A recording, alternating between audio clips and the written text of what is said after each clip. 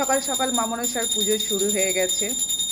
মায়ের কথা বলবো কত, বলতে গেলে সময় লাগবে বছর শত।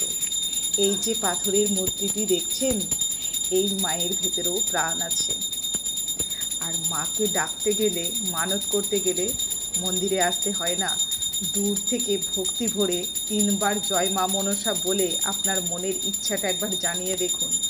মা মনসা আপনার সকল মনের ইচ্ছা পূরণ করে দেবে আপনার অজান্তেই। স্বামী সন্তানের মঙ্গল হবে।